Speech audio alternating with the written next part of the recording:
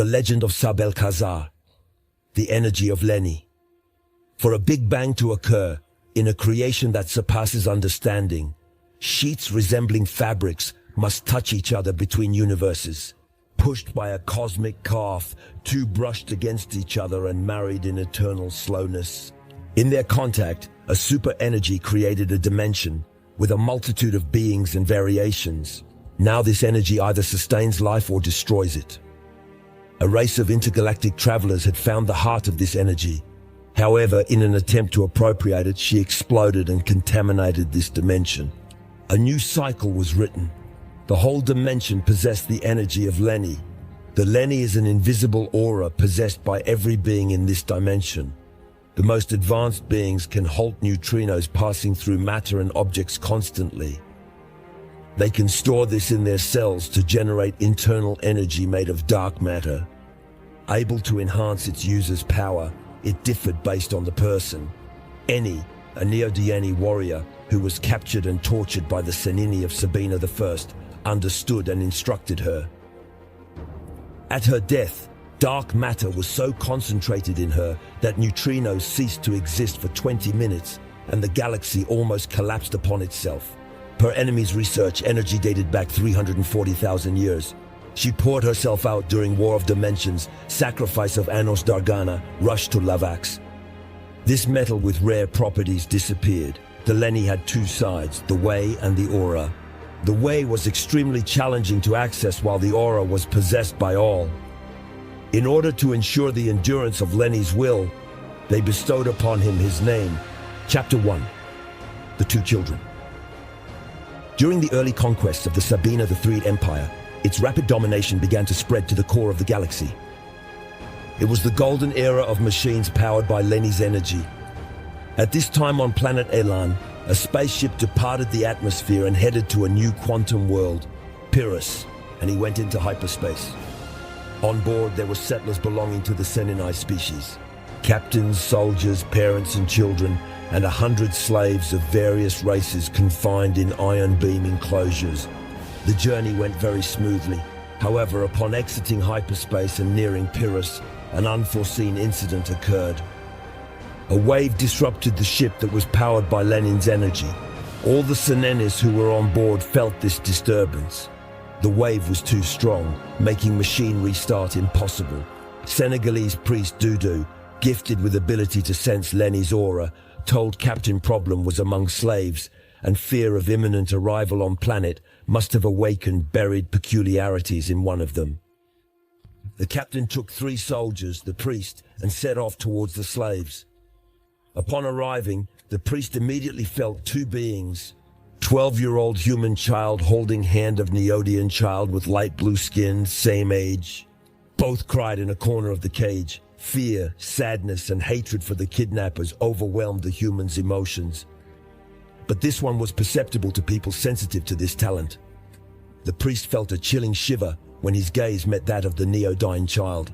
He saw it in the Oradiolini like a receiver storing human waves. It was a knight. He asked the captain to remove the 2 children quickly. The captain told his 3 soldiers to handle it. Entering the cage, brandishing weapons, slaves stepped aside. Children understood soldiers were there for them. One of the soldiers tried to put his hand on the young Neodian, but he screamed with all his might while holding the hand of the human. The scream paralyzed everyone on board, slaves and Senini alike, and they all started bleeding from their eyes and ears and eventually collapsed one by one. Only the priest resisted the first attack despite a considerable weakening. He was screaming in pain. At that moment, his feelings for kids were like a force that merged the energy of Leni and neutrinos. Like the fusion of the 2 moons of Elon, Anu, and Dana. The second cry, more violent than the first, caused the ship's reactors to explode from energy overload. The priest succumbed. Attracted by the planet's attraction, the building began its descent towards Pyrrhus, without any means to stop its fall. Inside, the fire was spreading at lightning speed. The lights were blazing, the alarm signals and building evacuation were sounding. The cockpit was red due to heat of entry into atmosphere. The building was losing pieces. All were dead on the ship, except for the 2 children. He couldn't understand what had just happened. The Neodyne child, in a burst of hope, carried the young human to an escape pod. Oddly, another rescue capsule detached then, and the building crashed into a mountain in a massive explosion, leaving no chance of survival for those inside. The two kids landed in the middle of a swampy woods. At that moment, Pyrrhus was occupied by the Bagaras, forebears of the Bajus, a smart species with a warlike look. Lawmen didn't resist Sabena Empire's tech. Rapidly colonized, decimated, enslaved, became slaves of Senenus. This story takes place 8,000 years after Lenny's death. The human was unconscious. In the survival kit of the capsule was a beacon, 4 Doki codes, 4 meals, and an oxygen mask. The boy began to think as if past events had made him evolve. He took 2 Doki codes, a meal, and went to check if his friend was still breathing. He left the capsule to explore, looking for help. Before he left, he hid the capsule with leaves to keep it concealed in the area. After traveling 2 kilometers, he reaches a hill. From this hill, he could see the smoke of the disaster they had caused. He looked up at the sky and saw 4 moons. He understood that he was far, very far from his home world. He regained his composure, scanned the horizon for shelter in the vegetation. On the hillside, he spotted a cave. He memorized the place and headed back towards the capsule. The fauna and flora were not very friendly on Pyrrhus. But Neodyans quickly learned to adapt to environmental dangers. Their shoulder horns can feel electromagnetic waves. And even at 12 years old, he was strong. A few minutes later, he felt watched. Panicked, he ran to the capsule and opened it to hide. At that moment, the young Neodyan was consumed by fear. It was not the human in the capsule, but Udo, the Senini priest, between life and death. It was the second rescue capsule, the one that had detached. It was him, he said. The nearby capsule was not theirs, and Neodia, unaware, didn't notice. Simultaneously, his icy glass horns, hearing a hiss, spun around, encountering a wyvern directly in front of him. A wern is a type of large snake with teeth that has venomous hooked tentacles on its head from Pyrrhus. Young Neodian ran right, hoping Huerna would attack Priest, but she didn't do as he expected. She desired him. He was the prey she had observed. It took a little time for the Huerna to seize and tear the left leg of our young hero. A thigh-to-calf opening caused blue blood to gush. The young Neodian called for help, but in vain. Another intense attack from the Huerna lifted him and propelled him into a tree. With multiple fractures, the young Neodian couldn't move. It was the end. The wyvern would devour him. The animal approached, opened its mouth to eat its prey, when suddenly no was heard and the forest fell silent. The wyvern turned. It was the human. She raised her hand to communicate.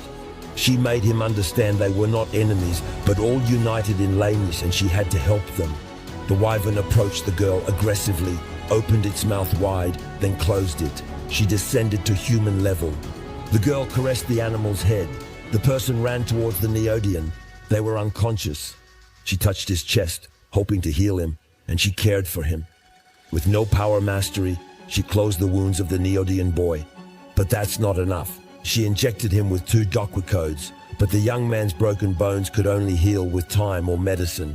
The young Neodian opened his eyes and saw the face of the young girl.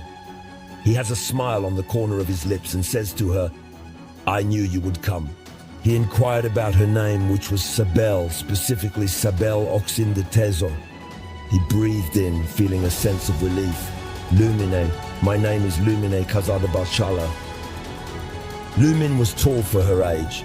She had blue-grey eyes and a shaved head. She was very intelligent and of great kindness. A child who admired his father and the stars. Young humanoid with light blue skin and growths on the shoulders that ended in small horns. He had a tattoo on his forehead in the shape of a double silver circle with a golden tip, just separated from mother and sister, son of deceased admiral who opposed him in great war that occurred. His people were born naked. Prisoner, he and his family were sent away to serve as slaves. Sabel kissed Lumine's forehead, turned, and noticed Udo. Sabel felt sorry for him, so she utilized one of Lumine's Doki cods. Snake's help was useful. She named him Rin. Rin transported them to safe place. On the road, they saw the damage caused by the Sabena Empire on the planet. Cities in ruins, forests turned into deserts. They eventually reached a cave that Rin ensured was secure. Our group resided there for a few months. Sabel handled all. Each day she touched wetness, which sped up her healing process. Her beauty had red hair, her eyes were green. She had a lively and gentle gaze, accompanied by a smile filled with tenderness. She, her parents part of minor group seeking Quincy crystals on Tezo. Her mother took her father to elope with pirate, promised beautiful life.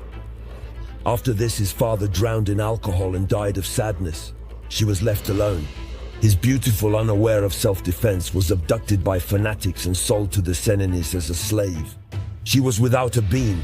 When Dudo regained consciousness, his memory had become clouded. The ship's shock shattered him to the core. He no longer knew his species. His memories were solely of the Lenni paths taught by his fathers.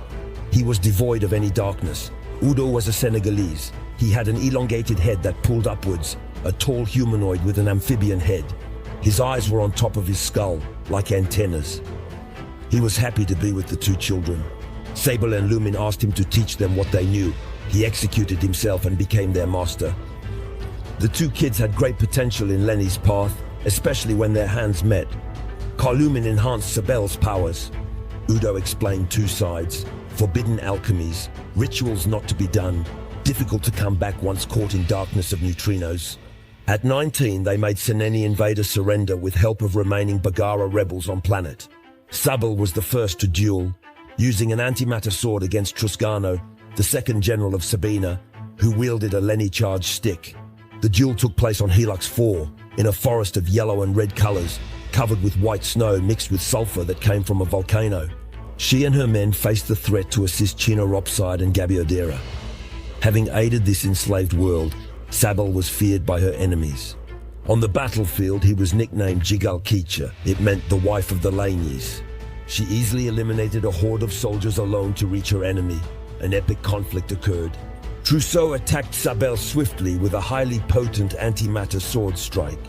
Sabel blocked the attack with her iridium blade. The shock emitted so much power and the noise was so high-pitched that the soldiers felt the blast wave and stopped fighting to watch it. Even Gian Corso and Gabiodra, who knew Iolini's voice, saw two monsters fighting. Trees bent, snow turned to rain. The matter degraded in the surrounding environment. The two opponents remained frozen in their positions for 3 seconds, and the blade of Sabel began to crack. She looked at Truce, loaded her weapon with more neutrinos and pushed him back. Sabel approached him. She delivered 2 blows that echoed like thunderclaps. On the third, his blade broke. She couldn't bear Sabel's energy. Surprised, Truce seized an opportunity, gripping his sword tightly, intending to slice his opponent vertically. Sabel moved to the right. Truce turned around and kicked him in the stomach, sending Sabel flying into a pond. As she got up, water was streaming down Sabel's face. Her hair was wet and tasted of water. With both arms down, she took 3 steps, swayed from side to side, and took a breath. Sabel had an empty look, with a slight smile. She appeared ecstatic, evolving in battle. After losing his iridium blade, Truce believed he had the advantage. Sabel relied on her Lennis mastery to defeat the general, using a long branch she found in the pond. The breeze from each end and grabs it with both hands. Fix the closed front pouch and exhale. She made the Olorat flow into the wood, which sparkled and was surrounded by energy, making him extremely resistant. Sabel attacked swiftly. The general was unaware. He pierced through, delivering a fatal blow. Everything defended with all its hatred, but no longer the burden. He seemed to face Lenni herself. Sabel physically and mentally destroys him. And when the rain stopped, she took his life.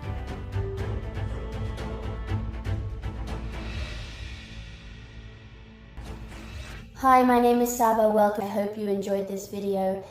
Feel free to subscribe, like, and leave a comment. See you in a few days.